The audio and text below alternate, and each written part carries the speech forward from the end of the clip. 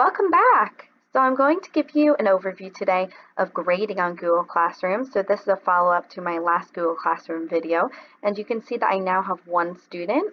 This is me on another account, just to give you a student perspective as well as a teacher perspective to Google Classroom. So you can see that since my last video, I have added a welcome message with a video here just to kind of show you that you can add videos very easily as well as anything else that you might want to add right here, like I was saying in the last video.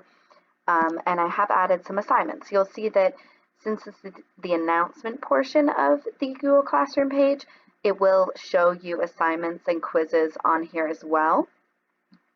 So your student's going to want to click on classwork though to look at any assignments. So I did create 2 topics here. You can create as many as you like.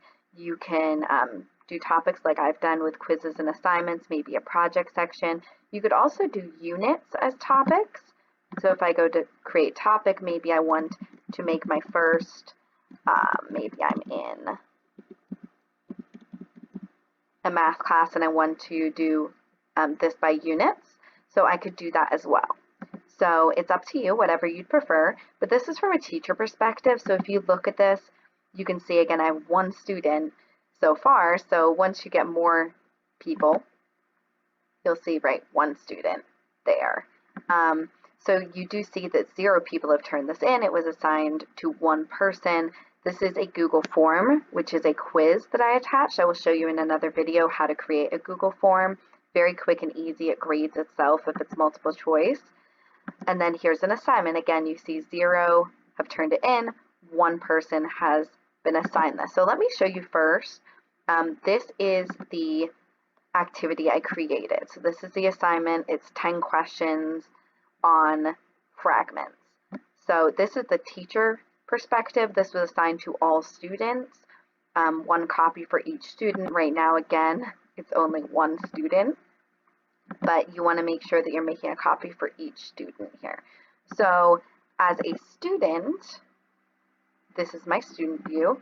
I typed all of these answers here. So I completed this worksheet, but you might be asking, wait, I just saw that 0 people turned this in. You're right, because I did not click this turn in button as a student up here on the right. So that's very important to show your students, okay, you completed the assignment, but on the teacher perspective, it's going to say there's 0 people who have turned this in because you did not click this turn in button. So I'm going to do that. And you're going to see that very, very quickly, right, it says it's 10 points from my perspective, but it's not graded yet. So if I go to my teacher page and I refresh this, I will now see that it's going to say, if I click on that assignment, this was the one. Okay, it's not updated yet. My apologies. So let me show you while I'm waiting for that. Let me show you the Google form.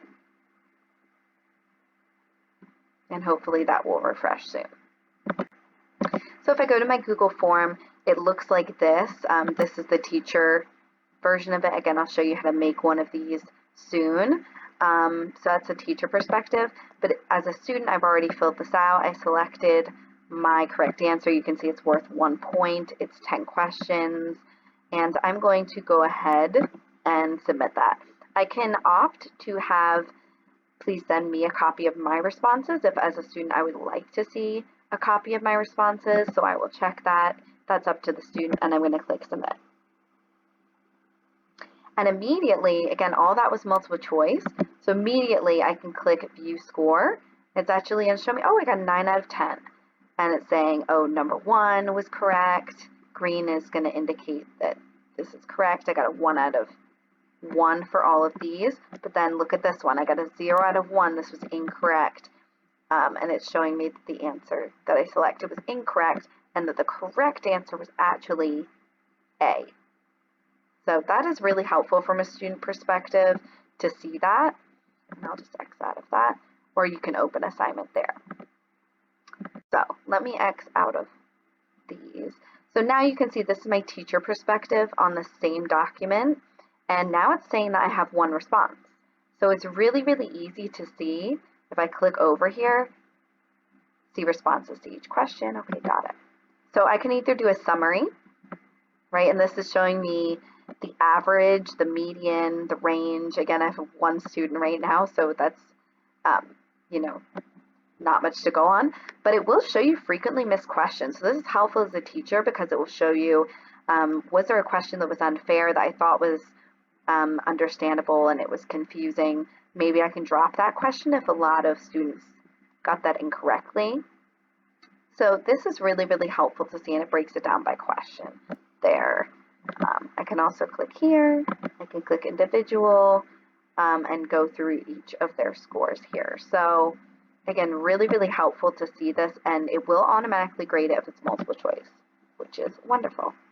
So what I'm going to do now is go back to my teacher page. Okay, so I just refreshed my page as a teacher just to give it a little moment, and I can see now that if I click on this assignment, it does say that it was turned in. So if I click on this, I can either view the instructions or the student work. I'm going to click on the student assignment, and this is what it looks like from a teacher perspective, and I can't open it in another window is what it's telling me if I click this button over here. I can add comments, that's what this is right here, which is helpful. I can enter the student's grade over here. I can send assignments back to students, so that's important. I'll talk about that in a second. So if I look at this, and as a teacher, I would obviously spend a lot more time looking over this, but since I created this, I know that I got a 10 out of 10 on this. So I can also add a private comment, great job. Maybe they need to resubmit it because they did something incorrectly, so I could say, please try again. So I can click post, and that's just going to post this private comment. It's not going to post the grade. So it's really important, and I can change the total points here if I want to. It's really important you enter the grade, but notice it says not returned here. So you do need to click, and it says return this submission or return multiple. I only have one student, so I'm going to click return. It's going to ask me, do I want to do that? Yes. That's going to make the grade visible to your student now. And then if I have more than one student, I don't need to exit out and re-click here to another student. I actually can just click this arrow here, and it will just automatically rotate through my students on the same page. Again, since I have one student right now, I can't show you that, but just so you are aware of that feature. So now it's going to automatically say, oh, one is graded. So if I go back to my main page and I go to grades, I can now see this is my quiz.